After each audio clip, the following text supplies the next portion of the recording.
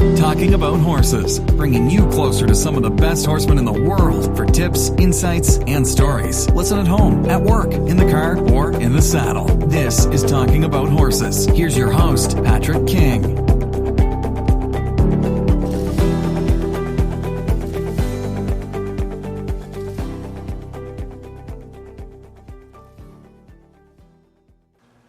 Hey there, gang. Patrick King here, and I want to thank you for tuning in for episode number 33 of Talking About Horses. Today, I'm pleased to be joined by Jim Masterson. Jim teaches a unique method of bodywork that recognizes and follows the visual responses of the horse to touch to find and release accumulated muscle and structural stress in key junctions of the horse's body that most affect performance.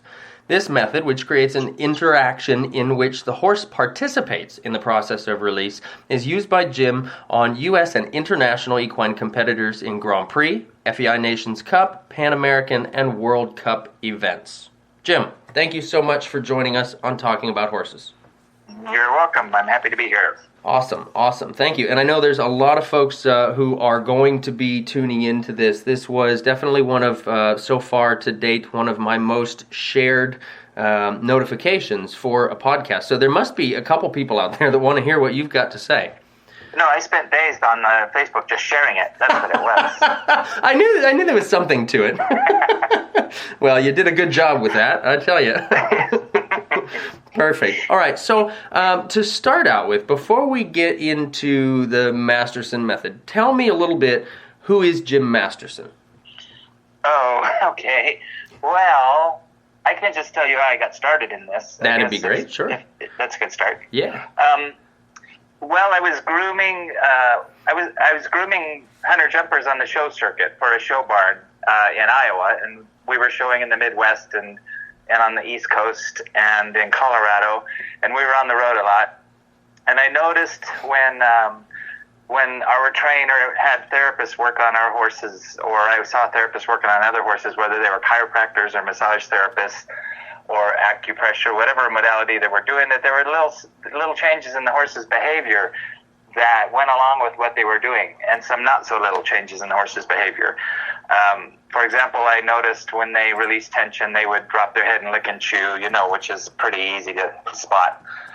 But they would also sometimes snort and sneeze or start to yawn repeatedly. Those were pretty big changes in behavior, but there were subtle ones like the eye blinking or the breath changing, and I was kind of intrigued by that. So I started messing with it with our horses, our barn's horses, and then with other horses. And I started adding some movement into the techniques, and it turned out that if you follow what the horse's body is telling you, you can actually get the horse, you access that part of the horse's nervous system that releases tension on its own. So it turned into a method of body work that's effective, and not only is effective, it's pretty rewarding because it's interactive with the horse, and you tune into the horse, and you learn how to communicate with the horse on the level of its body language. So I guess as far as that's about me, that's how I kind of got into this and got started in it. Gotcha. Awesome. So I'm going to just go a little deeper. So you started as a groom for the jumpers. How did you get into that? I was between jobs, and there was a barn in this small town in Iowa that I was living in at the time. I'm from California, but my wife and I were living in Iowa, and she's always been a hunter jumper person, and I wasn't a show person, but I had horses as a kid. And the trainer was looking for a groom to go on the road with her. She had grooms at home, but she wanted somebody that could haul the horses and then go on the road with her, and she had to teach me how to show groom, because that's a whole different world. Right. And she was looking for a groom, and so Connolly said, "Why don't you go to work for Val? You're between jobs." And so I did, and I never thought I would be doing this because I wasn't interested in massage or therapy or anything, but I was really intrigued by these what I call responses from the horse to touch, and so that's what got me hooked, and got me to where what I'm doing today, which is teaching people how to do it. That's fantastic. Well, the horses will get us hooked every time, won't they? Well, yeah, they're going to get you one way or the other, so might as well happen this way. That's so true. So I've definitely got some questions about how the method works. So with the things that you were noticing in the horses, did you have a background in any sort of bodywork or anything like that before getting involved with this? No, none. Other than getting a massage myself every once in a while, but I do. There were a couple specific instances that I remember that really got my attention on this, and one was there was a horse chiropractor, an old guy from New Zealand who had been working on horses for 40 years, and he'd learned from another old guy in New Zealand, and he used very long lever forceful techniques, but he really knew how to read the horse. He really paid attention to what the horse's body was telling him. After he did an adjustment, he would step back to see what the horse had to say, he called it. And if he got a good adjustment, the horse would drop its head, maybe stand there dazed a little bit, and then it would start to yawn repeatedly, sometimes 6 or 7 or 8 times. And that's what I wanted to do. I used to follow him around and hold the lead rope and learn what I could. He wasn't going to teach anybody anything, but I was just, following him around. But there was another instance at a horse show in Estes Park, Colorado, and our trainer hired 2 gals to come in and massage our horses, and they started doing with their treatment with what they call the bladder meridian, it's a acupuncture meridian that runs basically from the horse's poll alongside the top line all the way down to the hind foot. And they ran their fingers very slowly and lightly down this line to kind of relax the horse and tune into the horse. And I noticed as they were doing that, the horse would blink every once in a while. And the blink, the horse wasn't just blinking. The horse was blinking because it was feeling something they were doing. And so I experimented with that, and I remember I ran my fingers down this line, and the horse got a blink. I got a blink. I wasn't sure it was me or the horse, so I started over and ran my fingers down that line, and at the exact same spot, the horse blinked again. So that meant something. There was a correlation between what I was doing and the horse was doing. And so rather than massage, because I wasn't trained to massage or do anything, I just stayed there, putting no pressure on the horse, what I call air gap, and waited on that spot. And the horse started, at one point, dropped its head and started to lick and chew, and then started to yawn repeatedly. So it was showing the same signs that the chiropractor had gotten with his adjustments. And so that was the connection that got me hooked. And I realized that if you give the horse's nervous system a chance, it will let go of what I've come to learn is it's a bracing response. They block out pain to survive. That's how they go in the wild. If they don't really have any option. If they start to limp at the first sign of discomfort, then they're going to be a target. So they just block out pain and they keep going.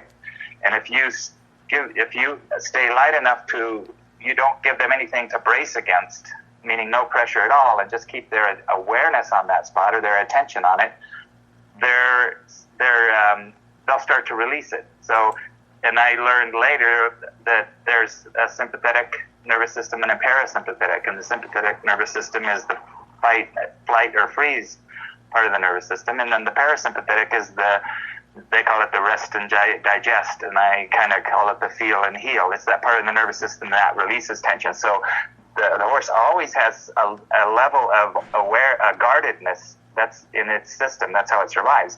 And if you can stay light enough and pay close attention to what they're telling you and not give them anything to race against, that parasympathetic part of the nervous system will kick in and it will start to release tension.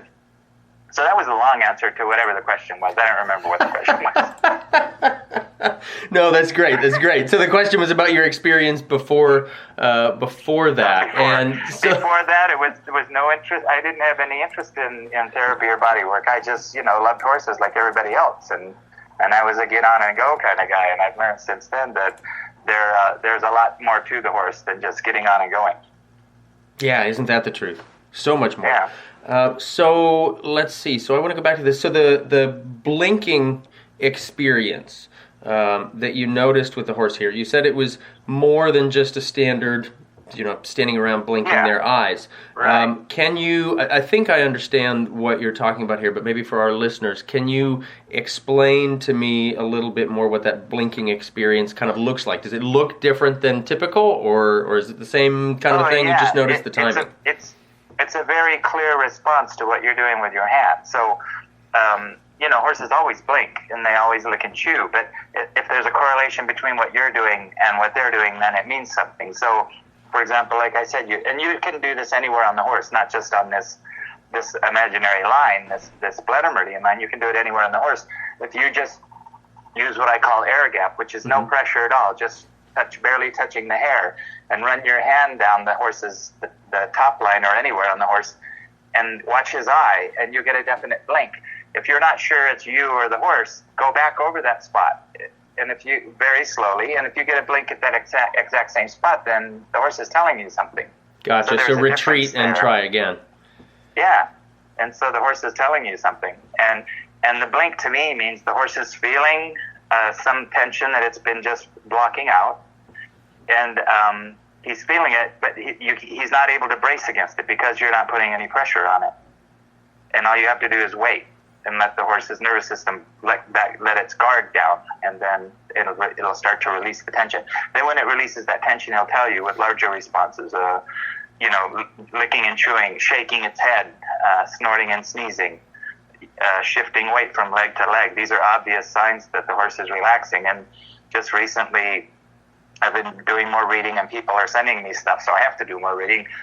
Research on how the horse's nervous system works, and it just fits right in with it. Awesome. So you're saying the nervous system releases the tension on its own. How does that work?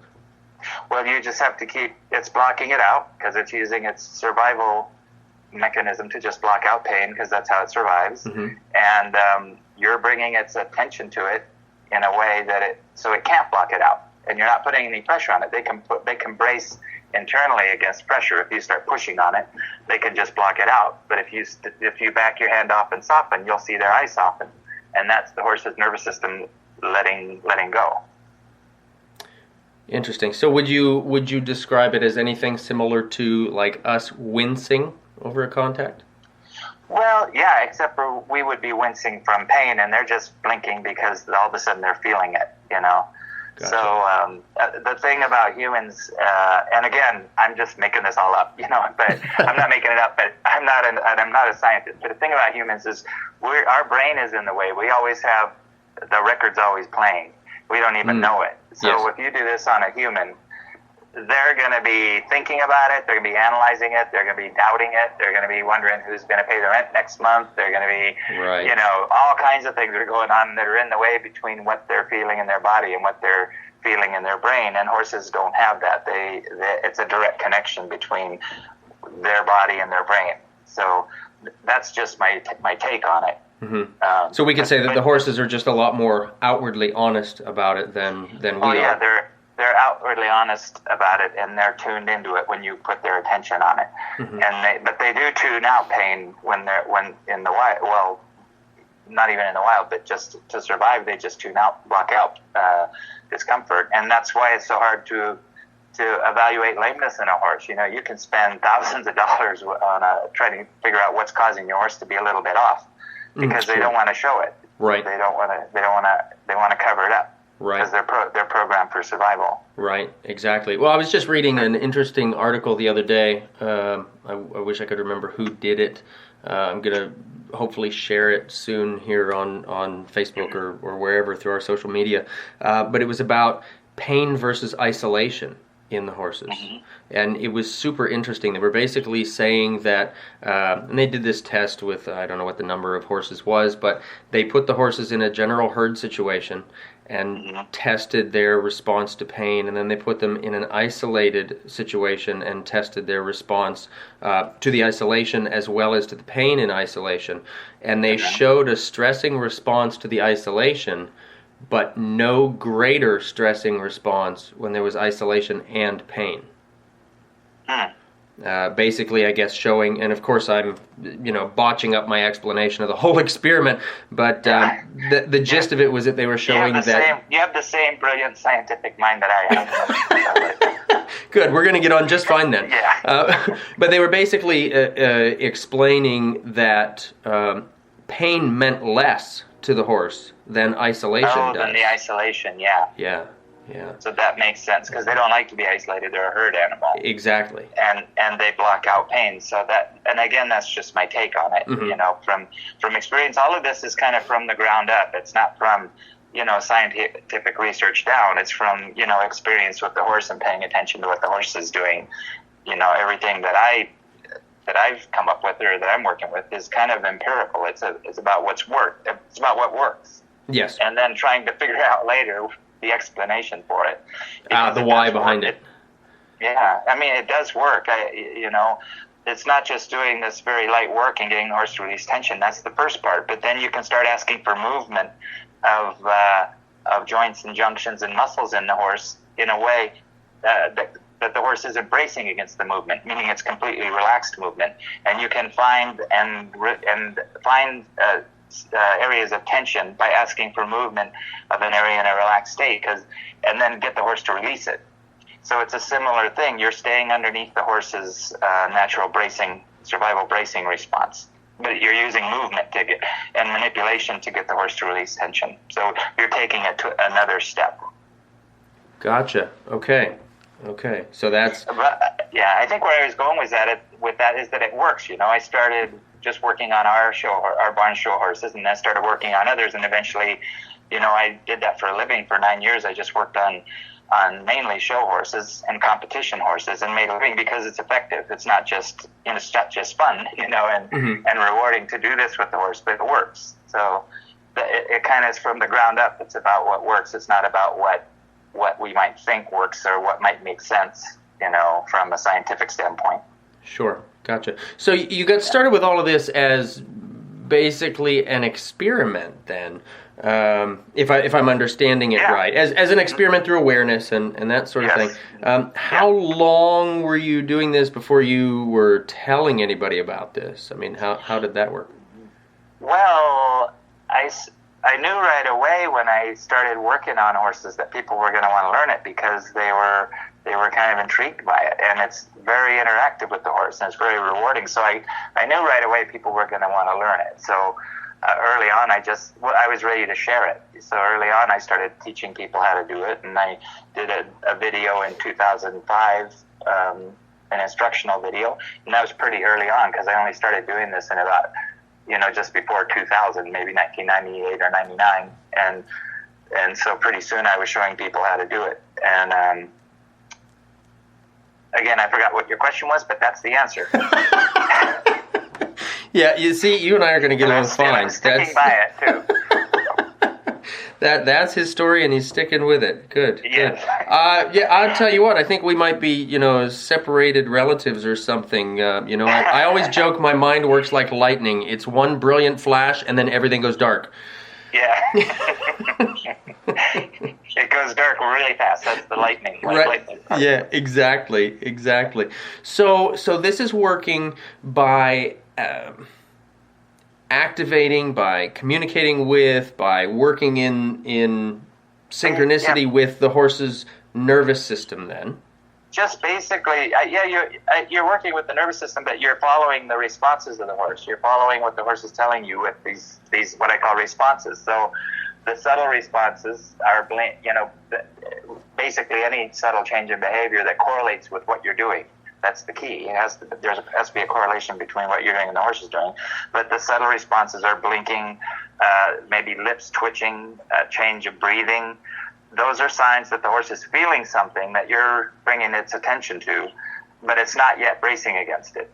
And then if you stay there or stay with it, whatever technique you're doing, meaning the movement in a relaxed state, when the horse starts to release tension, he'll give you a little bit larger responses, like he'll drop his head and start licking and chewing, or he'll shake his head or shift his weight from one leg to the other. And then when you get a really big release of tension, the horse will give you big releases, like they'll snort and sneeze repeatedly. They'll yawn repeatedly, sometimes 10 times in a row. I mean, we have probably thousands of photographs with the horse's mouth open, yawning, and they're funny looking, but they really mean something. You can tell when you experience it that something big has happened with the horse. And then they'll also you'll do a little work on the horse, and then you'll step back to see what the horse has to say, which basically is taking all the pressure off the horse. And you'll step back, and then you got to give him a little time. Maybe might be 5 seconds, it might be 30 seconds, or sometimes a little longer. And the horse will you'll see what he has to say. If he's going to snort and sneeze or yawn, then you go back and do a little more work. But another interesting thing that happens is they'll start to, as you release tension in an area, they'll start to move through their range of motion on their own through stretching.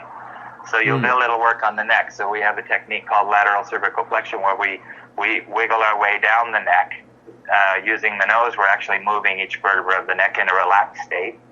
And you'll step back and the horse will give you a couple releases, and he might reach down and scratch his foreleg with his nose, and then you'll go back and do a little more, and then you'll step back and he'll reach around and scratch his flank, and then you'll do a little more, and you'll step back and he'll reach around with his hind foot, scratch behind the ear, and you see this pattern of stretching as you're releasing tension in their body. They want to move through the range of motion, kind of like we do in the morning when we stretch. Gotcha. So they're kind of exploring the newfound freedom within the body. Yeah, they're exploring it. They're feeling something that's let loose, and they want to move through it. And you know, horses stretch all the time, but when you see this pattern happen over and over and over, then you make the connection that the horse is, what he's doing is telling you that you've made some progress and you've released some tension.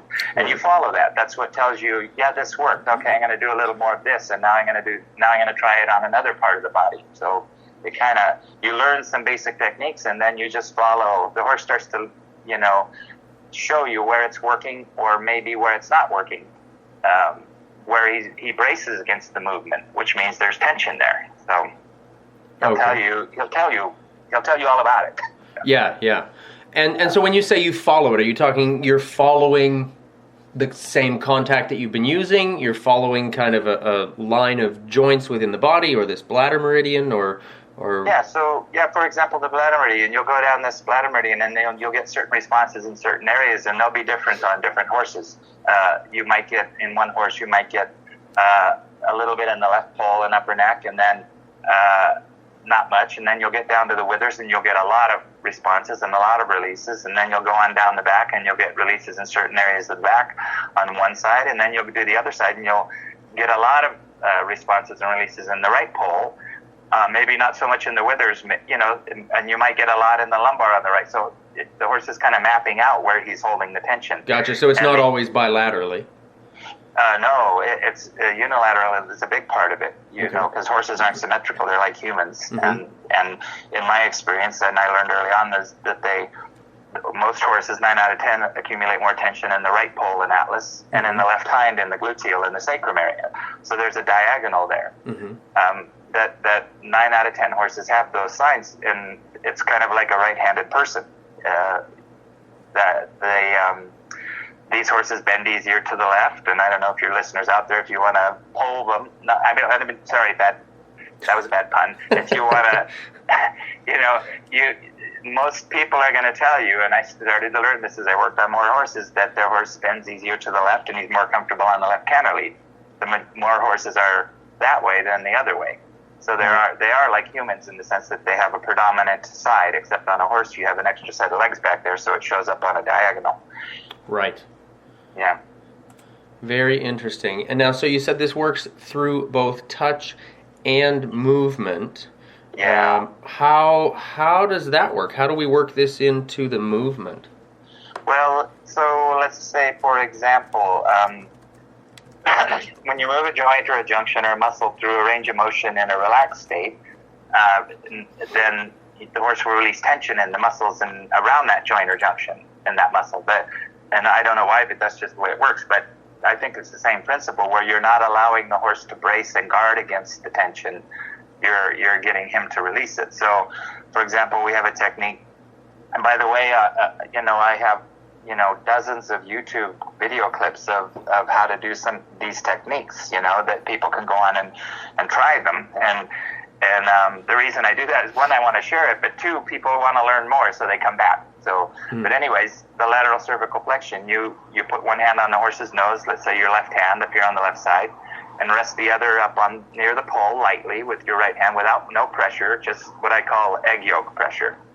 Okay. The amount of pressure it would take to not break an egg yolk. And you soften your hands and arms and you gently wiggle the nose, and you're moving that first junction between the pole and the atlas, the first vertebra of the neck. So you're gently moving that in a relaxed state. If the horse has tension in that junction, he's going to feel it and he's going to brace a little bit. And if you soften your hands and he unbraces, he releases some of that tension.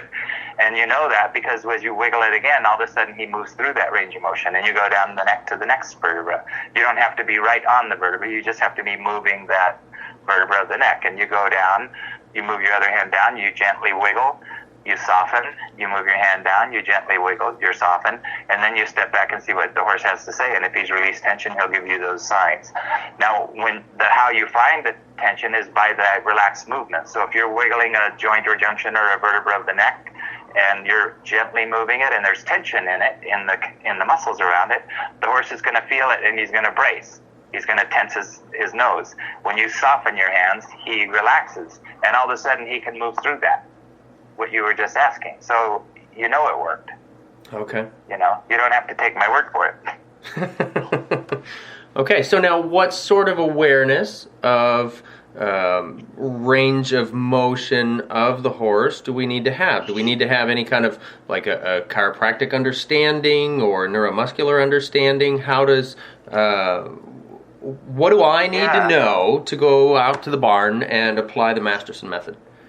Well, the basics of the method, which are it's softening, it's not forcing. Okay. It's the other way around. It's a little counterintuitive when you're asking for movement in the horse's leg or his neck or whatever. When the horse braces or tenses, you have to soften, and that's a little counterintuitive for humans because usually when the horse pulls, we pull back. Yes, we want to make that thing happen. Yeah, you have to soften, and it kind of goes right in along with the way people are training horses now, and probably most of your listeners, they get this. The horse doesn't learn by pressure; he learns by the release of pressure. Mm-hmm. So it's the same with the body work and the release of tension. When you run into resistance, if you're asking for movement, rather than brace against that resistance, if you soften, the horse lets that tension go, and so. You need to understand those fundamentals, which are pretty simple. It's just it's just using them. And then you just have to learn a couple basic techniques. So you don't have to know exactly where everything is.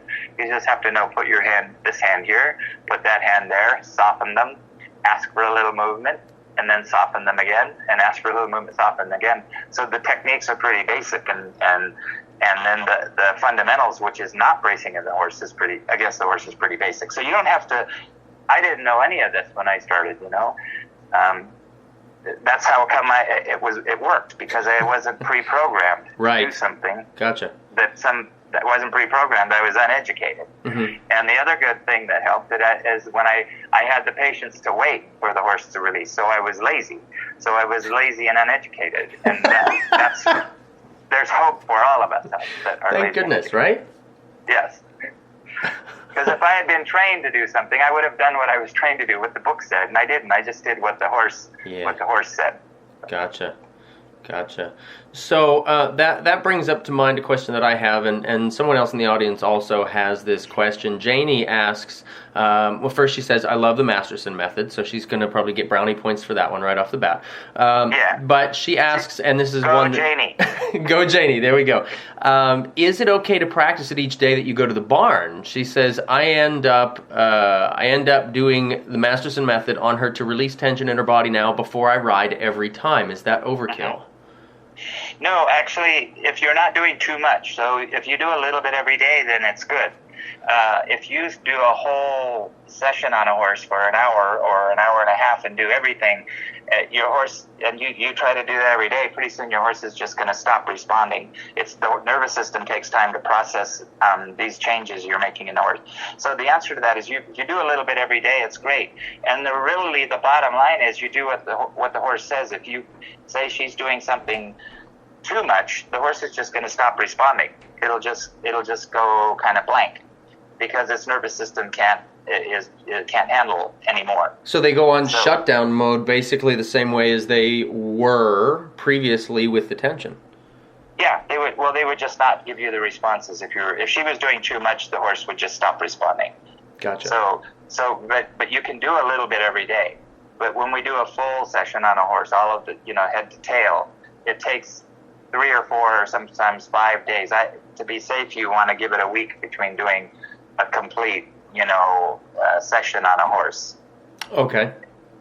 And that's just, again, comes from experience. I've just learned that it overloads their nervous system, and you're just working with their nervous system. If you do too much, they just shut down. And another thing that happens, if it gets too much for the horse, they'll just say stop. They'll pin their ears when you go to do it again, and they'll say, I need a chance. I need time to process this. Gotcha. I mean, they're not saying I need time to process this. It's not like they're talking, but you get it. You get it if you're paying attention to the horse. That the horse is, whereas before the horse loved it, and all of a sudden the horse says, "Don't put your hand on me." That it needs time to process it, and you come back in a few days, you do it again, and the horse loves it again.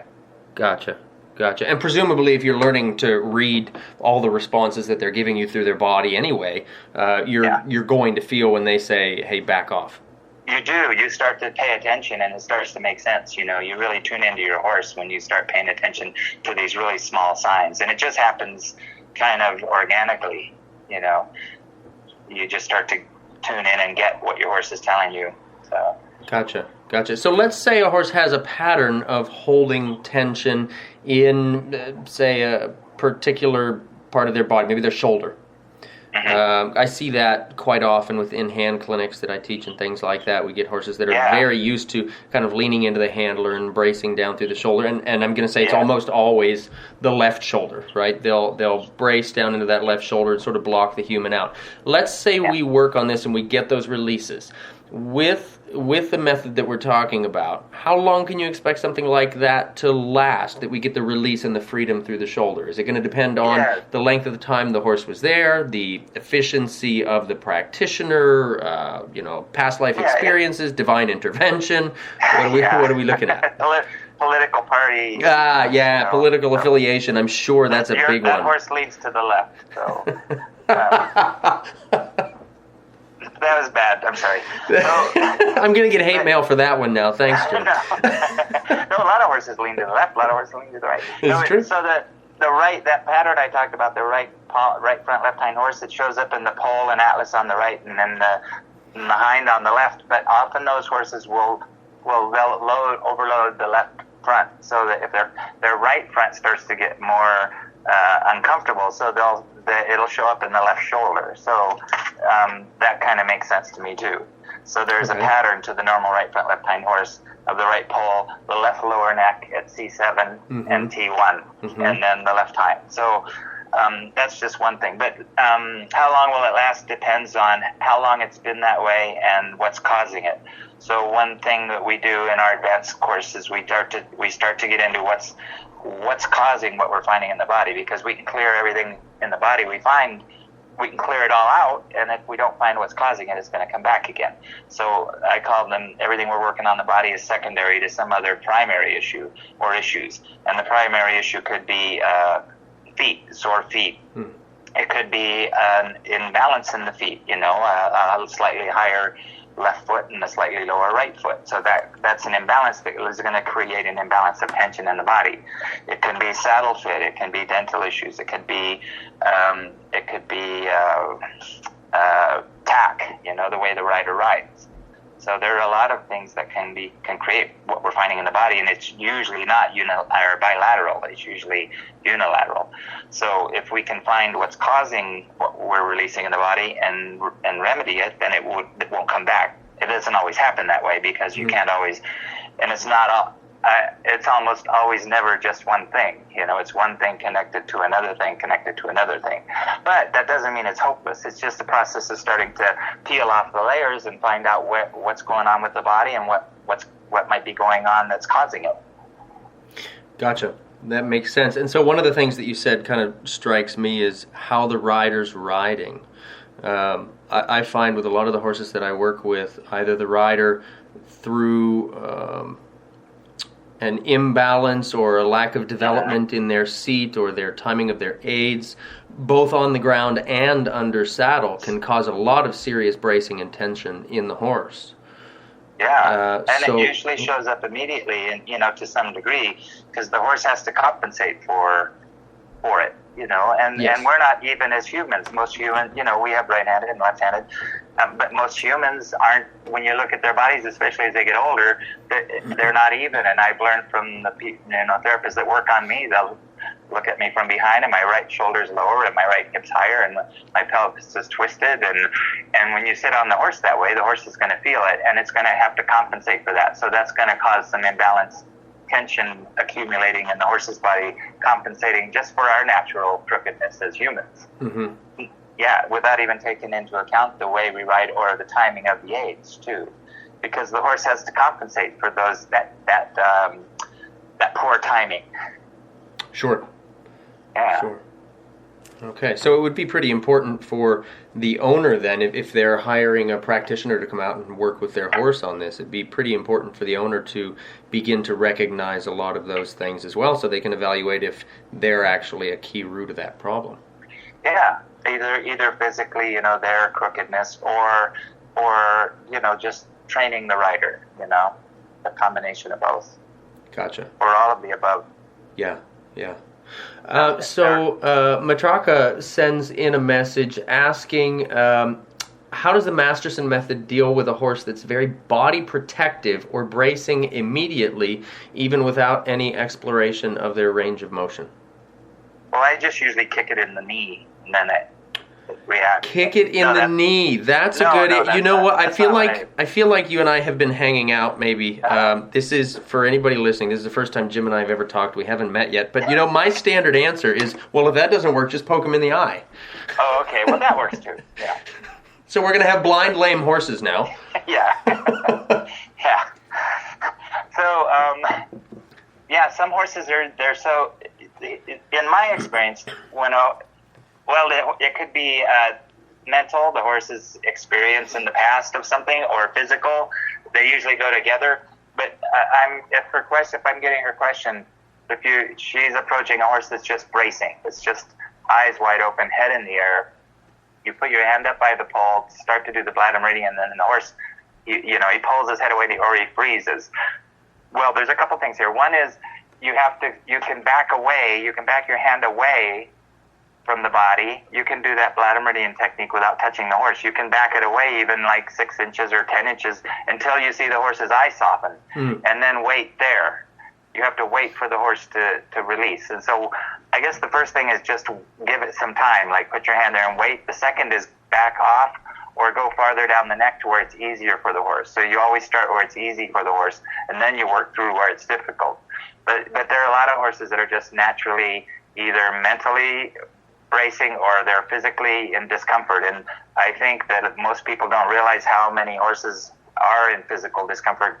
And for example, head shyness, 99.9% of the horses that I've worked on that are head shy, it's because of tension in the pole. It's not a training issue, it's a physical issue. And you can train the horse to stop being head shy, but that doesn't take away the physical pain that's underneath it. Right. So, but I guess that's again the long answer. But to her question, the main thing is you back off and soften, go where it's easier for the horse, and just wait. You have to give the horse time to soften, and you might put your hand up on the horse and he'll get wide-eyed, and you can wait for a full minute before the horse's head starts to drop a little bit and it'll catch itself. If you stay light enough long enough, the horse has to release tension. Yeah, it's just the way he's wired. So I guess the first answer is just patience or laziness, and just wait longer, and not expect the horse to immediately start to release, because that particular horse probably has a lot going on. But if you do stay light enough long enough, the horse has to release. Gotcha. So, and I'm thinking in my mind about this and kind of going back to horses that I have known through the past. So the horse that she's talking about, say, that's really hyper-reactive, and, you might reach out to him and you might even be, 5-6 feet away, and the body starts to brace. That's already the bracing response that you're talking about potentially activating through contact. So it would be a massive air gap, to use your term, of maybe several feet away. But if we recognize that bracing response within that, you're saying we can wait that out and move on from there. Yeah, that's a good point. You might walk into the stall with a horse and it immediately you approach it and it puts its head up and it braces. Well, try stopping right there and slowly backing up till you see the eye soften a little bit or the head drop a little bit, and stay there and wait. And then if you wait there, usually the horse will start to let go more and more. But you can't like keep putting the pressure on the horse and expect it to relax. You have to back off until you see the point. If you're paying attention to what the horse's behavior, you back off till you see the point where the horse is letting go a little bit, and then you wait there, or even back up even more. It's similar principle. You're taking the pressure off. But it is a good question, because some horses are so tense that you have a hard time even starting with the bladder meridian. And in that case, I would recommend, without going up to the head, don't start at the head. Start farther down behind the withers, for example, and do the bladder meridian. And pay attention to the horse's responses. And if the horse starts to release tension and relax, and you do the whole hind end of the horse, then come back up to the pole. And most of the time, the horse will be relaxed enough, have released enough tension that you can do some work up there. And, I hope that answer helps her, because it sounds like she has a horse probably that is starting out so tense that she's having a hard time getting it to even accept what she's doing. That's definitely the way that it sounds. So Joyce wants to know if this light touch could help horses with arthritis. Well, I think it really helps with arthritis, because when you ask for movement in a horse's joints or junctions, and there's inflammation there, then it's painful for the horse. So the bladder meridian gives the horse to release muscle tension that he's been guarding it with, without asking for any movement. So it in my experience, it works really well with arthritic horses, because you're not aggravating anything. And the horse has kind of built up muscle tension around the inflammation because it's uncomfortable. So you're releasing the compensatory tension. You're releasing the compensatory tension. And that helps too, because that helps. I'm not going to make any claims, but when all those muscles in the connective tissue relax, it opens up space between the joints and takes some pressure off. So, I think it's really beneficial for older horses and horses with arthritis for that reason. Gotcha. It just gives them a chance to relax. Okay, so now this is taking me to mind with a lot of the teaching that I'm doing, and maybe I can just bounce these ideas off of you and get your take on them. Sure. Oftentimes, when I'm teaching my in-hand classes, we'll be working with horses, say from a cavesson or the noseband of their halter, and we'll work on getting the body itself to release in different places. And I tend to talk about it like the spine as being a garden hose, and if there's a kink in the garden hose, we need to help the horse release that so the water flows through, right? So the energy flows through. Yeah. And it's common, I find it's common, once students learn these ideas and learn to feel the horses, they could be at the noseband and tell you about stiff stifle before they even get the horse to move. Just by the feeling of the guarding that happens through the contact that they've got. Yeah. And the movements that we're asking of the horse, basically stretching shoulder in work and a lot of the older classical in hand work. I find that these spots of tension come up, and it sounds very similar to what you're talking about, a lot of the things that I'm talking about when we're doing these movements and exercises, about helping the horse to become aware and allowing him then, through that awareness, to release on his own. Yeah, so you're recognizing where there might be a blockage in the horse, or you're recognizing somewhere in the horse that's not moving as freely as it could be. Yes. Through groundwork and movement, or even maybe less if you're paying attention. Right. It's kind of, if you're paying attention.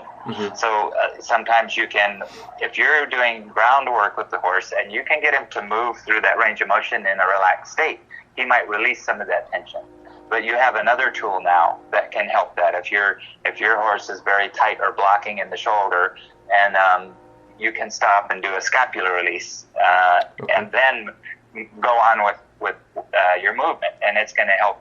It's going to make it easier for the horse to move freely in that area. And Manolo Mendez is kind of interesting because, he's interesting anyways. But yes. He'll be doing groundwork with the horse, and he'll just stop and do a little body work and loosen a couple things up, and then go on with it. Because he just recognized that the horse needed a little help to release that blockage. Yes, in that gotcha. area. Okay, yes. And I've watched a lot of his work. It's pretty fascinating stuff. Yeah, and then he'll tell you about it, and then you'll have to read the subtitles, Yes. I was watching a video, even in English. Even in English, you need the subtitles. Yes, absolutely. I love his accent for that. Yes. Yeah, he's great. But it's almost like he's half horse. I don't know, but yes. he's pretty interesting. But I've just watched him this last year. I met him last year in England, and I hadn't watched him a lot, but I've been watching him since then, and he's pretty tuned in. But it's a similar thing. He's asking with groundwork for the horse to free up its body, and he'll stop and do a little body work to make it easier for the horse.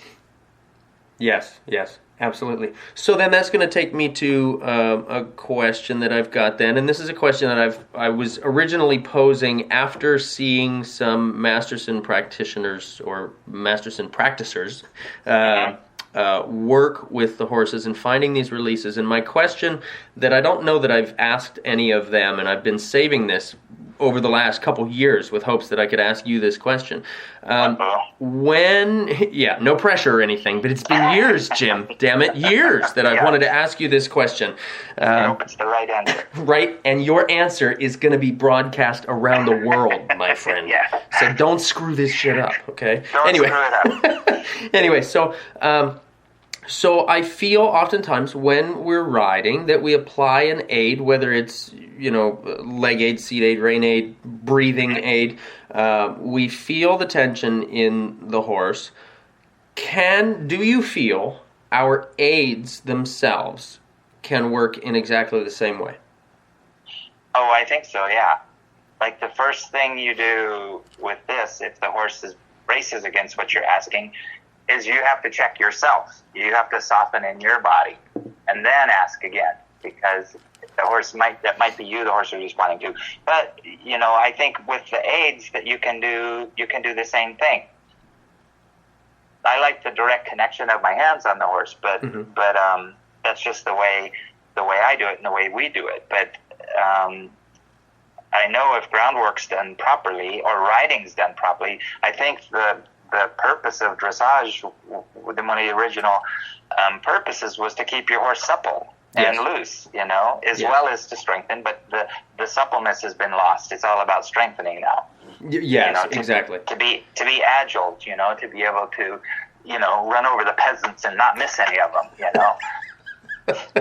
Right, that too. So one of the things that I'm always telling my students is that the primary function of the bit, or the primary function of our aids, is to relax the horse. The secondary function is to educate or to direct. Oh, okay. I like that. So I feel like we're kind of thinking along the same lines with some of this. Oh, yeah. Cool. I know we are. I mean, when you were just talking about, through the cavesson or the halter, being able to sense where there might be a blockage or tension in a stifle, for example, that's paying a close attention to the horse's body. Yes. And I think everything with the horse's energy, everything with everything's energy, but a lot of people ask if this is energy work when we're doing the bladder meridian, and I'm sure it is. I don't feel the energy because some people that come to our classes and courses will do the bladder meridian, they'll feel things energetically, and I don't, but I'm going by the visual.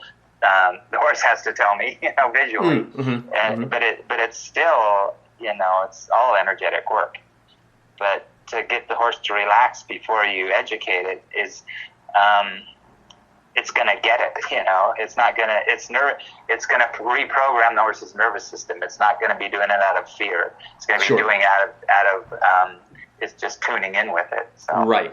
Well, and I mean, we know now through behavioral science and things like that when the brain is working from the sympathetic dominant state, that learning isn't going to happen. Association might happen, and that's rarely positive, but learning isn't going to happen until the parasympathetic state is activated. Yeah, and let's see, what's his name? He wrote a book called Evidence-Based Horsemanship, and I think he worked with Martin Black. Oh, yes, Dr. Stephen Peters. Yeah. Peters, yes. Yeah, and he talks about the science of that and the chemistry, the blood chemistry of that. Yes. And the hormones that are released that they stick. It sticks when the horse is relaxed, and those chemicals are in the system, as opposed to the fear-based training. Right. Where, like you said, they're just associating it with a bad experience, so they're going to do something else, with that type of training. Right. Absolutely. That's awesome. This is awesome stuff. So, Tacita has posted in a question, are there any points on the lung meridian that'll help a horse learn to breathe fully with this work? I would say try it. So I don't do, I use the bladder meridian because that's kind of where I started, and it's a really good place to start. All of the other meridians are associated with it. It goes through the 3 key junctions we focus on: the pole atlas, the neck shoulder withers, the sacroiliac and sacrolumbar junction, and then everything else in between. But I'm sure a lot of the people that do acupressure and acupuncture say that the horse will give you those responses on points that the horse needs it on. So if you are educated in acupressure and acupuncture, I would suggest experimenting and seeing if that helps. Mm-hmm. But again, you have to stay light enough, and you have to have the patience to wait for the horse to release it. So. Yeah. But I guess the answer to that is that I can't give her an educated answer because I don't practice acupressure. I practice blinking and yawning, but people say that they do respond on the points that they're feeling the energy on. So I would suggest that she experiment with that and report back. There we go. Perfect. And I'm gonna tell her there will be a test. There's gonna be a test. All right. Yes, all right. Okay. Tacita, there's gonna be a test, and I will make sure that I follow up with her on that one. That's awesome. So let's see another one here. Super interesting question from Joyce. She says, I'm practicing the light touch with my geldings, and I find that the horse next to the stall of the horse I'm working on ends up yawning also. Is this spreading as a feeling in the barn, or is this just coincidence? No, it's not coincidence. It happens all the time. It happens with everybody that goes into a barn and starts working on the horse. The horses next door on both sides start yawning. They lay down, take a nap. It's just, I don't know if it's because they're so tuned into each other as herd animals or energetically, but the horses around will just start releasing like crazy, start yawning. So she's not nuts. Well, and that reminds me similarly to, say, a horse is in a group clinic or something, maybe an in-hand clinic or groundwork clinic, and one horse decides to lay down and roll. Oftentimes it's joined by at least one other horse. Yeah. Oftentimes several. Yes. Yeah. So it's peer pressure, right? With the yawning and releasing, I don't think they're just doing it because the other horse is doing it. I think they do it. They're feeling something releasing, and they're releasing it.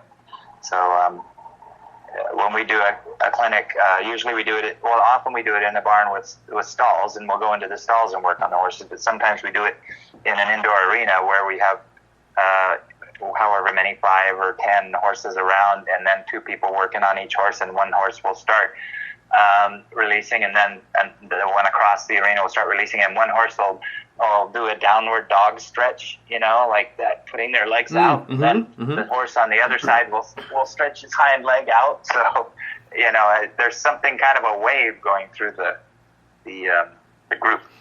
Interesting. So some sort of a relaxation that's going through there. Now they wouldn't be, and this is just me going analytical, but they're certainly not getting the same direct release relative in the body. They're just getting the general, kind of the philosophical release of the herd. Yeah? Yeah, I don't know. It could be, I don't know. I think they're just feeling something in their bodies, and maybe that their guard just goes down, Okay.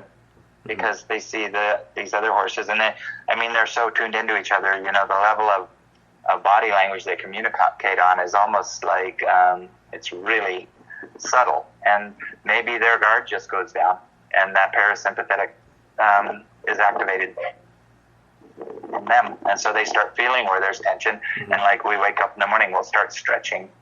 Yes. Yeah. I have a video that I did a couple years ago called "Light to the Core," and it's all light work. The other techniques that involve movement. We have hind leg releases, foreleg releases, neck pole releases. We have in the advanced course we go through the withers and release tension in the withers, all with movement. But this light to the core, I did one. It's just light bladder meridian and applying light touch and subtle responses on different areas of the horse, and also paying attention to what other parts of the horse are responding to that. So, for example, when you search for responses in the lower neck, a lot of horses will start stomp their hind feet because they're feeling something in their groin. So there's a connection between that area of the horse. There's a couple connections. The long back muscle, the longissimus dorsi, attaches in the vertebra of the lower neck, goes into the scapula on each side, down the back, and it attaches at the pelvis and sacrum. So there's a connection there. There's a ventral connection from the hyoid bone up in the jaw down to the sternum and through this ventral line up into the groin. So when you bring the horse's awareness and follow responses in one area of the body, you pay attention to what's going on elsewhere in the body. The horse will tell you there's what's going on. Those horses have tension in the groin, and when you get back and do some groin work, you're going to get some releases on those horses. So, and again, I don't know how I got off on this tangent, but it's okay. It's been fascinating. I've been following along. Okay, you're not. I don't hear any snoring. No snoring. No snoring. No. So I'm loving that you mentioned the hyoid apparatus, and that's something that I've become a total nerd about, and I give an anatomy lecture, anatomy as it relates to balance and collection, and I have a hyoid. I have basically everything from the first thoracic vertebra forward on a horse, and we talk about that connection, and so often in clinics now I go in and do these little releases. I refer to them as releases of the jaw, relaxations of the jaw and the tongue, where we're going in on the bars of the mouth and sometimes in beside the tongue along on the inside of the first premolars, and waiting for these things that I'm referring to as releases through the jaw. Are there some things specifically with your work that you would be doing to look for those releases as well? Yeah. Well, I have a couple of tongue releases, I call them, but they're not so much to release tension in the tongue as to release tension in the hyoid and the pole and the atlas. Because that whole area works together. One is resting your finger on the bar, over the bars, just under the tongue. Between the molars and incisors, and you do it gently. You just rest your finger in there and let the horse do the work. Yes. And he'll start working his tongue. And the other one is resting put your hand on the nose and rest your thumb on the roof of the mouth in the same area, behind the incisor. And you just rest your thumb there without pushing. And the horse, it's like peanut butter on the roof of the mouth, and he'll work his tongue. And as he works his tongue in and out, he's loosening up the hyoid. And you just stay with it. And if the horse doesn't like it when you first do it, it means he needs it, because it's really bothering him. Right. But if you do this for 10 or 30 seconds, and then step back and take the pressure off the horse and see what he has to say, often you'll get huge releases from those techniques too. And the hyoid for me is, it's very important, not just it's important as far as the pole and atlas goes, because the pole and atlas is probably the most important junction in the horse. Yes. If there's tension in the pole and the atlas, there's going to be tension in the rest of the body. Yes. And if there's anything going on in the rest of the body, it's going to show up as pain and tension in the pole. So absolutely. It works both ways. I refer to it as the doorway to the rest of the spine, and I talk about the tongue as being the key that unlocks the door. Yeah, that's a pretty good analogy. I'll let you use that if you want to. Yeah, can I use that? Okay. It's about as scientific as I want to get. So there we go. TM, Patrick King Horsemanship. Yes. Okay. Oh goodness. No, that's pretty cool stuff. That's. Yeah, well, it sounds like we're on the same page with a lot of this stuff. So. Yeah. I'm loving from a training standpoint and from a bodywork, it's the same nervous system, whether it's releasing tension or it's learning. Right. It's the same. It all works together. Right. Absolutely. So when you get people that might ask you a question and they'll say to you, "My horse just wants to be tense and do this," or "My horse just wants to get upset and do that," what kind of a response do you give? Well, horses do everything for a reason. It's not just because they decided. they wanted to do it. That they're in a bad mood. They might be in a bad mood, but usually it's because of something physiological is going on. But more often, I think when the horse isn't doing what you want it to do, it's because it's physically uncomfortable for it to do it at that time or at that moment. So I just say horses do everything for a reason. They're not like humans where they just decide, I'm not going to do that today. Right. That's my take on it. Right. It may seem that way to us because that's what we do, but the horse, I don't think the horse functions that way and thinks that way. Mm-hmm. They're not that complicated. So. Right. And even our own body, we might come up with stupid excuses and guarded stories and things like that. But, I don't think there's any physical body that wants to exist in a state of tension. No. Right? Because that's just not the natural posture, that's not the natural functioning of the body itself, the joints, the muscles, anything like that. No, whether it's a human or a horse or a dog or a camel or an octopus, the body doesn't want to exist in that tension. No. Mm-mm.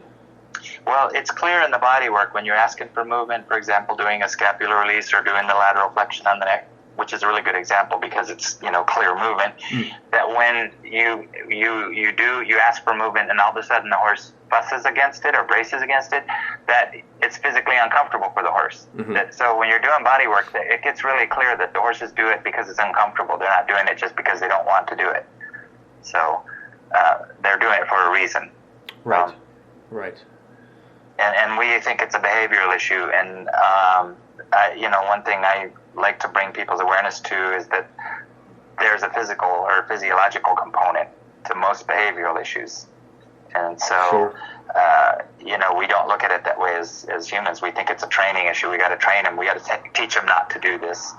Or like, for example, say, your horse is comfortable on the left canter lead, but he's uncomfortable on the right. So you drill him on the right till he can do it. Well, he's not comfortable on the right. He's not doing the right canter lead because it's uncomfortable for him. There's some discomfort there. Mm-hmm. So are you going to push him through it and train him to do it anyways, or are you going to release it so that he can do it comfortably? Well, damn it, Jim! I got a show to go to this weekend, so he's just got to get it right. Yeah, he's got to get it right, and so you drill him, and usually you're creating more tension when you're trying to correct a behavioral issue by pushing through it and trying to train through it. You're creating more tension, and you may get the horse to do the right canter lead, but it's going to show up later as another issue because he's going to have to compensate for that pain. Right. Or all of a sudden your horse starts bucking. He didn't just decide to buck. Like he wasn't like watching a rodeo show on TV and decide I'm going to do that tomorrow. He's all this. You got to look into the possibility that there's a physiological thing going on before you try to train him out of it. Right. Because there's a body under there and there's a brain that's connected to all of that stuff. I can switch with okay. I'm just getting my charger. I got to plug in my charger here. No worries. Wherever you like to be, because I can do it. I'll be in here. Okay. Here. Sorry, I'm just plugging in my phone. Not at all. Yeah. No fighting. So, So, I mean, that's, the more people are aware of that, the better. Yes, definitely. So we have another question here from Joyce. Do you suggest doing this work before riding, after riding, or both? You can do a little bit before riding. Are they still downstairs? You can do a little before riding. You don't want to do a whole bodywork session before riding because the horse's nervous system has to adjust to it. But your one listener said she does a little bit every day. You do a little bit to loosen up your horse. It's going to move a lot better. Okay. But you don't want to do 45 minutes worth of work on the horse. Right. Because it's going to, I used to work on show horses, and I'd work on them the day before or the day of the event, but I just did enough to loosen them up so they'd move better. Okay. I didn't do so much that the rider will often get on if you do too much, and the horse will feel weird. It'll move funny, like its body hasn't processed, and it'll feel discombobulated and the rider will say, well, my horse felt weird after I worked on it. And the answer is give it another day. And usually if they give it another day, the horse feels better than before. So that's similar then. I had last week, I treated myself to a massage because I'm kind of a princess. And I was asking the masseuse about working out at the gym that evening. And she basically said, no, don't do that. You're going to potentially be too loose and leave yourself prone to injuries from the new looseness. She had way smarter words than I did, but... Yeah, well, that can happen, but also, sometimes you're just so fatigued afterwards. I get body work pretty regularly now since I've started working on horses because of, I recognize the value of it. Sure. But I just don't plan on doing anything afterwards. So. Okay. But it works to loosen up your horse before you ride, especially if you do it on a regular basis and you're ready for. You don't want to work on a dressage horse for the first time before he goes into the ring, because he's going to move differently, and that's going to throw the rider off. Gotcha. But if you've already worked on this horse before, and you know how it's going to feel after you work on it, that's a different story. And do you have specific points that you would address as part of a warming up, loosening up sort of an idea before riding? Is there like a set pre-ride sequence or something like that? Well, in my book on horse massage, at the back, I talk about different disciplines and different kind of pre-event work you can do on the horse, and I actually consulted people. Like I don't work on a lot of the race horses. I haven't worked on a lot of thoroughbreds, but I have a practitioner who does work with thoroughbreds. So I asked him to contribute to that part. So it talks about different disciplines and what you might do before you go in. Before the event. Gotcha. The best thing is to know ahead of time how your horse is going to handle it. Work on it way before the event, and then you know how it's going to handle it. Because most horses are going to feel pretty good if you just loosen them up. But if you do too much, then they're going to feel too different. So gotcha. I do have a funny story. I had one of my early instructors worked on a friend of hers, Hunter Jumper. Her daughter was getting ready to go in the ring on the hunter, in a hunter class, and so she worked on the horse, and the daughter got on and she did a really good round, except the horse was yawning over the jumps. The horse moved really well. The mare moved really well, but she was yawning over the jumps. So that's awesome. I don't know if the judges appreciated that. I love it. You can't get much more relaxed than that, right? No. And they're supposed to be relaxed. Hunters are supposed to kind of lope around on the forehand with the loose rein. Yes. So maybe they did like that. Yes, perfect. I think they're supposed to look just borderline sleepy. Yeah. Oh, goodness. So that's in, you said those sequences are in your book. You've got a book you mentioned. You've got a couple videos. Is that correct? Yeah, so I have a book called DVD and a book that goes with it called Beyond Horse Massage. Okay. And it's basically all the techniques from head to tail that we teach on a weekend seminar workshop. And that's kind of the fundamental thing. And then I have another one recently that I did called Light to the Core, which is very light techniques. And again, it's not just about staying light. It's about really paying attention to what your horse is telling you with the rest of his body as you're working on it. Mm-hmm. And then I did a book with Coralie Hughes, one of my instructors, and a DVD. The DVD is called Dressage Movements Revealed, and we painted all the muscles on a Grand Prix level dressage horse, and then Betsy Steiner rode the horse, and we videotaped it, and we review it in slow motion, talking about which muscles are doing what, and then we painted a skeleton on the horse and did it again with the skeleton, so you can see how the skeleton moves when the horse is doing dressage movements. And we chose dressage because Coralie is a dressage instructor, and so she had background in that. But also, all the movements in dressage, when they're done properly, you're doing the same thing as you're doing in just about any discipline and using the same muscles. For example, when you do the piaffe and dressage, you're using similar muscles to a sliding stop and reining. So the purpose wasn't to get really analytical and scientific. It was just to create awareness for the rider that there is a horse underneath you that has muscles and it has parts that move that need to be taken into account. You know, you just can't get on and go and expect and do what you want to do and expect the horse's body to just keep up with it. Mm-hmm. Right. So we have dressage movements revealed, and the book that goes with it is Dressage Horse Optimized. And that's, you know, it's not just, it's for dressage people, but there's a lot of biomechanics in it.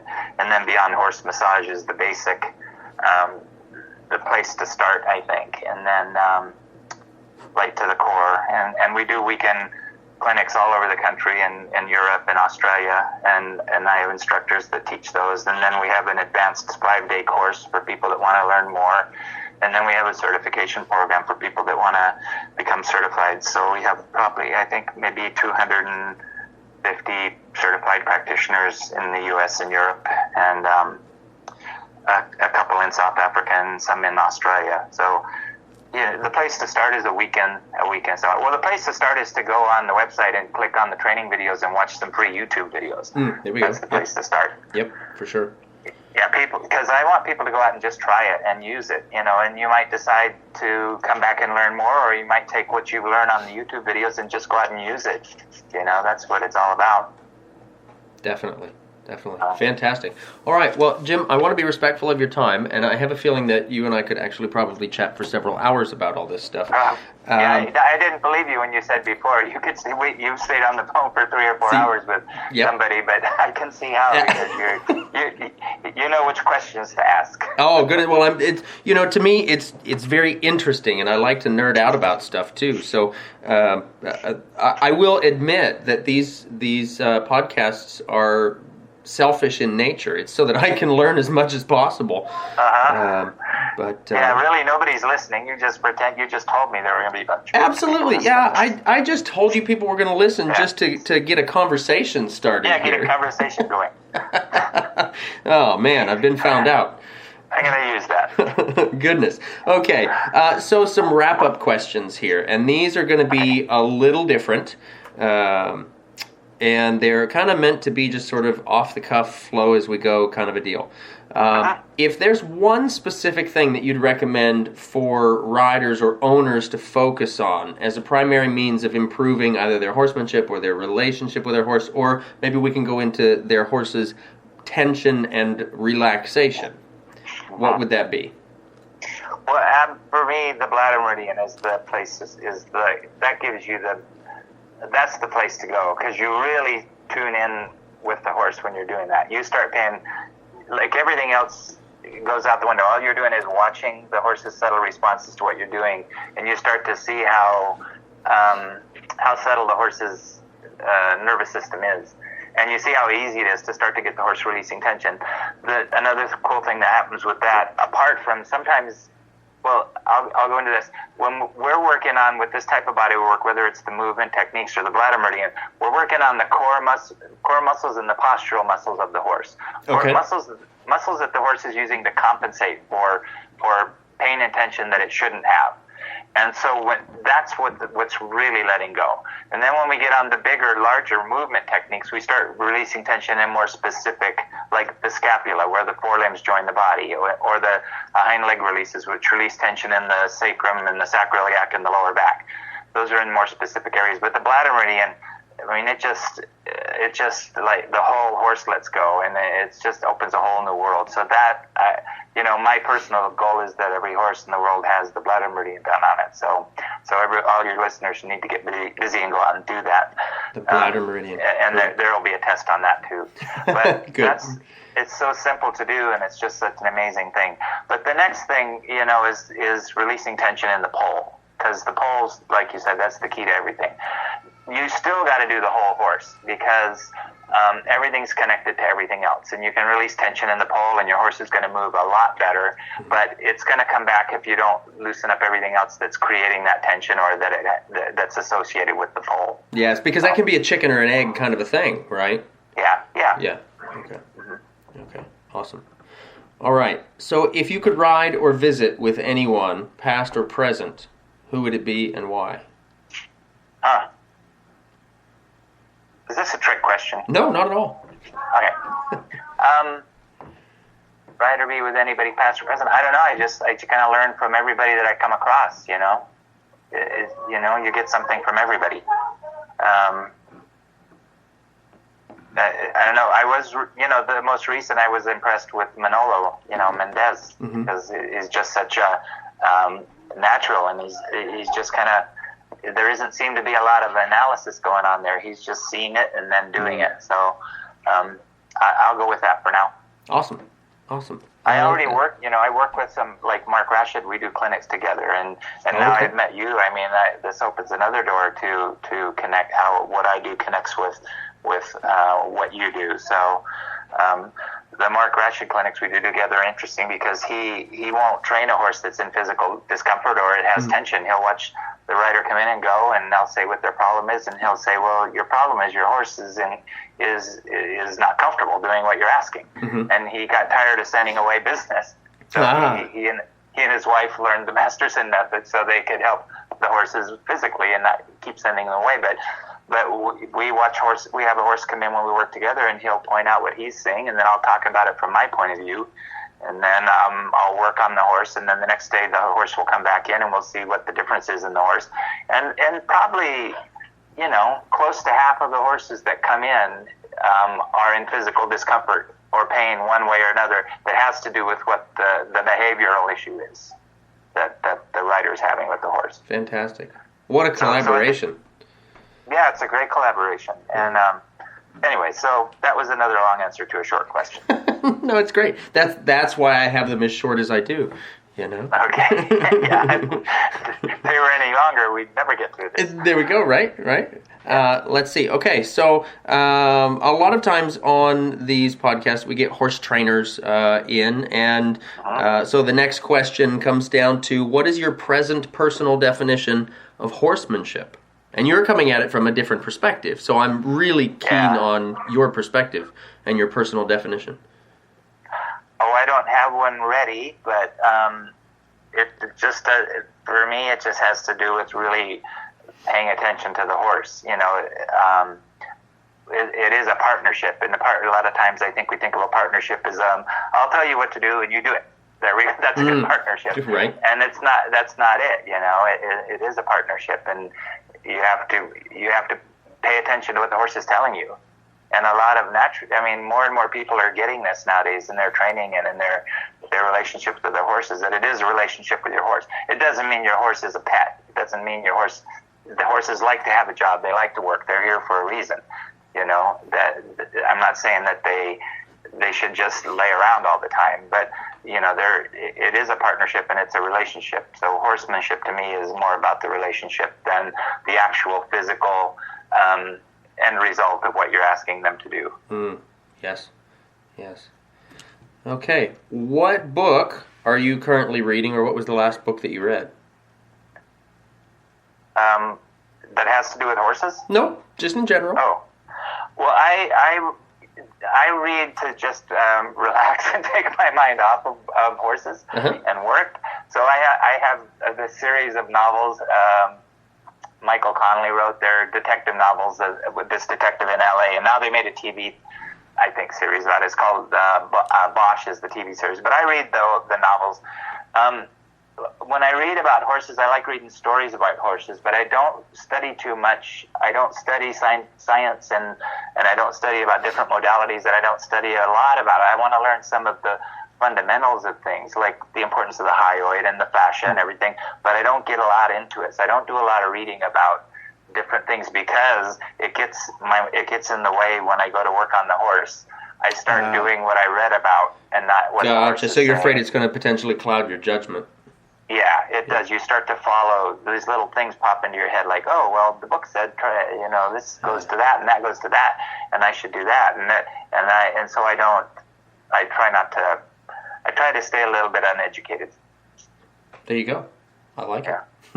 I like it. Because, the horse will tell you everything. And when you're doing this type of body work on the horse will tell you. It's so true, and it keeps you from making assumptions. Yeah. Right? Yeah. You end up making assumptions, and it's good to learn some fundamentals and then go out and and use it, and then not. But don't, I don't want to learn. And everybody thinks differently. I just don't let it cloud my head with too much stuff that might get in the way of me paying attention to what's going on with the horse when I'm working on it. Mm-hmm. Well, makes sense to me. Yeah. Stealing a question from another podcaster, Tim Ferriss. If you had a giant billboard to print any message you wanted on it for the whole world to see, what would the message be? Eat at Joe's? You know, I knew when we started this conversation that your answer was going to be something like that. I could have probably pre-recorded that answer. I knew it. Well, that question brought up something, something about your previous question about trainers, and I think the Dorrance brothers probably for me were big. Big influence. And I didn't read all of their books. I just pick up a few things here and there. And one of the things, I don't know which one Bill or Tom said, but the ride begins when the horse sees you get out of the car. That's how tuned in they are to bodywork. Yeah. And energy. And so I just wanted to go back to that question because that's something that always comes up with me and that I bring up in clinics because we're so, as humans, we're so intense and we're so focused and we're so, caught up in what it is that we need or want or see, and then we don't realize the effect it's having on the horse. Yeah. Awesome. All right.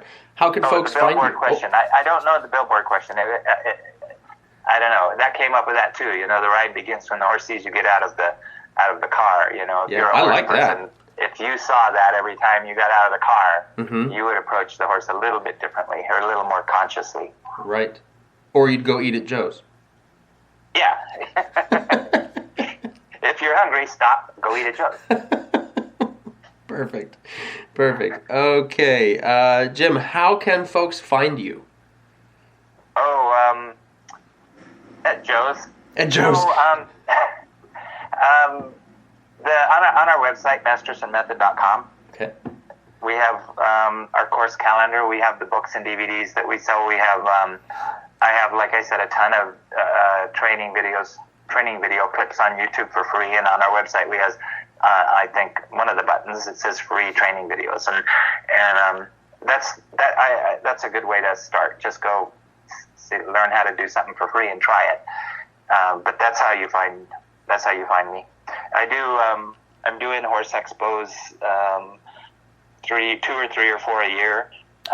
So that's on our calendar too. So, and at the horse expos, I'm always available there. I'm there all day at the booth and doing presentations and demonstrations. So, I like it when people can come up and just talk and ask questions, and we can talk about whatever's going on with their horse at the horse expos.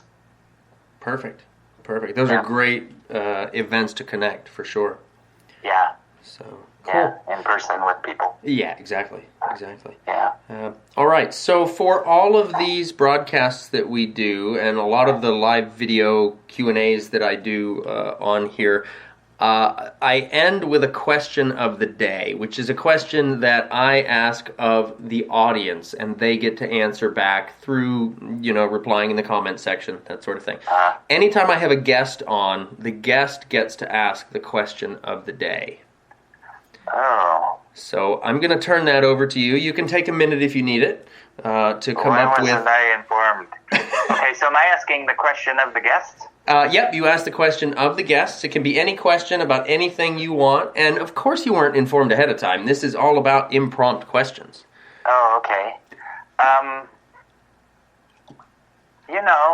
What pops into my head is, what do you do with your horses? Because that's the interesting thing about. I think people need to do things with their horses. Horses enjoy the interaction when it's done properly, and that would be my question. What do you do with your horse? And that's what I ask whenever I'm talking to people. For example, like at the demos, because that's where it all starts. Yeah, for sure. Is that too simple of a question? No such thing as too simple of a question. I like it. I always get jealous because the guests I have on here, they're always giving the deer in the headlights look, and then they always come up with better questions than what I ask anyway. Oh, well. So I think that's great. No, I think that's great, and I can't wait to read the answers that folks give us here to this question. What do you do with your horse? Yeah. That's perfect. That's perfect. Okay. Well, but I also have we have a Facebook page, Masterson Method Facebook page, and I have a Jim Masterson Facebook page too. So you have the other question. I'm just slow coming up with answers. I'm answering questions you asked like 3 questions ago. That's all good. Where do you find me is, other than the website and the Horse Expos is Facebook. Perfect. Good. All right. Yeah, I haven't had time to go on Facebook as much lately, but on my Jim Masterson page and also on the Masterson Method page, I used to go on and post a lot of stuff that's happening at home, with my horses, because I have 2 Morgans and I've had them for 20 years, and I trail ride them and I drive them, and so if you go back and look farther back, there's some cool video clips of the horses driving or sleighing, in the winter. One of my favorites is on the road. I drive them into town occasionally in the morning. I'll go to the gas station and tie them to the tree and have coffee. And there's a pub in town called the Cider House, and they have a parking place for me, so I can tie them up right there at the patio and go in and have a beer, and they have a bag of hay. But going into town one day, they had put up one of those speed limit or speed signs, that shows your speed going. Okay. One of those little trailers that has the thing. And And so I'm driving in, and I got out my phone because I'm getting closer to the thing, and a car goes by and goes 61 miles an hour. Another one goes by 57 miles an hour, and we come trotting by, and it goes 6, 5. Nice. So stuff like that I'll put on. It's kind of fun. That's cool. That's very cool. I like that. You have to look back farther because I haven't been on there and doing as much of that personal stuff in a while. But anyways, it's on there. Gotcha. I go back and look at it sometimes because I get a laugh at it. So. I'll bet. Yeah, I'm going to be hunting for that one, and I'm sure several of our listeners are going to be hunting for that too. Okay. So awesome. Well, fantastic. Well, thank you so much, Jim. I really, really appreciate you taking the time here with me for this chat. Yeah, I enjoyed it. It was fun.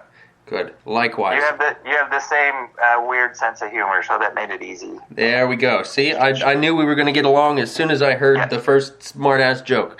Yeah, and then we're on the same page with the horses too, so that helps. Yes, I'm loving that. I'm absolutely loving that. So if I could have you hang on for just a few minutes here, I'm going to do our closing, and I'll be right back with you. Okay. All right. So, gang, I want to thank you so much for tuning in for episode number 33 of Talking About Horses. I really appreciate you giving Jim and I your ear for this time. Please remember that if you've missed any of it, you can access the full broadcast through Facebook, YouTube, from iTunes, or by streaming directly from my website by accessing the Talking About Horses page from the Education drop-down menu. Through whatever platform you're listening, please be sure to give us a rating, a comment, a review, and a share with your friends. Your word of mouth and support is the fuel for this fire. Thanks so much, gang. Hey there, gang. Patrick King here.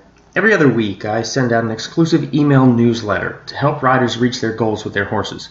These 5-Bit Friday emails include evaluations of exercises and movements for your horse, rider psychology tips, my personal reviews of books or videos, important thoughts on equitation, anatomy insights, quotes to ponder, lots more. 5-Bit Friday is only available if you subscribe to our email list. If you're interested in receiving these exclusive emails, register today by visiting my website at pkhorsemanship.com/newsletter. Thank you in advance for signing up, and I hope you enjoy and gain lots of value from 5-Bit Friday. Thank you so much for listening to this episode of Talking About Horses with Patrick King. If you enjoyed today's show, please leave a review and subscribe. For more great content and to stay up to date, visit pkhorsemanship.com. We'll catch you next time.